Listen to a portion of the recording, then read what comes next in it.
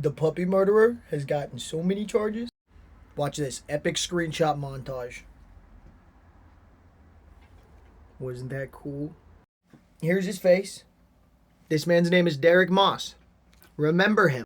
This man tortured a 4-month-old puppy for over a week and then murdered it because it bit him on the nose while he was playing with it. And here's all the facts of it.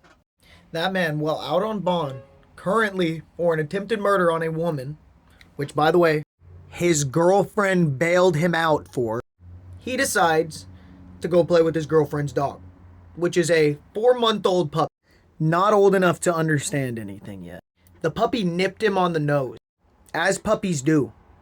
He started beating the shit out of it and spent the next week in a drunken, abusive state where he tortured this puppy, which his girlfriend just watched happen. Did not contact police, nothing. Just watched him murder her dog. She told police that it made me uncomfortable, but I didn't do anything. Then, on the day of the murder, she was getting ready for work upstairs, and she hears a thud while she's doing her makeup. He had hucked the puppy across the living room into the side of the kennel.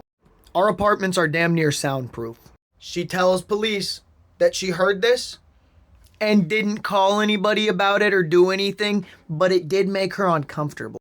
And then she goes for work and just tells him not to touch her dog because clearly that's been doing great. Clearly that'll help. She goes to work. Derek decides to come down to the Chevron where I'm currently at right now.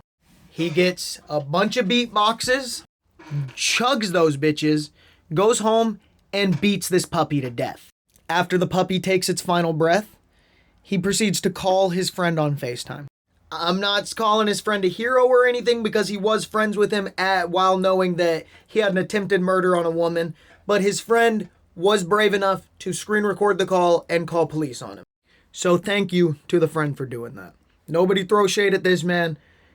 He called the cops. He FaceTimes his buddy though, and he's covered in blood. That video that I showed you guys at the beginning that shows his face, that's him after he has murdered the dog. He proceeds to turn the camera around, show the dog's corpse, grab it by the cheek, and slam its head into the ground multiple times while smiling like a demon. Then he turns the camera back around on his face, which once again is covered in blood, and there is blood everywhere, and he grins with a grin of absolute sinister evil intent. I can't even imitate that grin. I tried to for the clip, could not. Then he proceeds to shove the dog's dead body under his bed and start talking to dudes on Grindr. So not only is he a puppy murderer, but he's a cheater. Fuck that guy. Then his girlfriend gets home, sees the blood everywhere, sees the dead dog, is just like, shucks. Roseburg police, come out with your hands up. And so I carefully set my blunt back down on the plate, move the plate over to the side and look out the window. See that they are surrounding the boy's apartment. And I mean surrounding. There's got to be like 20 cops. A cop yells out, Derek, we just want to talk. I look to my left, there's a cop with a riot shield and 2 dudes with ARs. They do not want to just talk to this man. Cops sit out there for probably 2 or 3 hours, banging on the door. Eventually his girlfriend comes out and says, he's not here. And one of the officers says, yeah, he is. We just seen him look out the window. We seen his face. Nuh-uh, come back with a warrant. And so they did. And so ends Derek's fucking reign on the streets. No more will he be allowed to murder puppies. Fuck that dude. Everybody remember that man's face.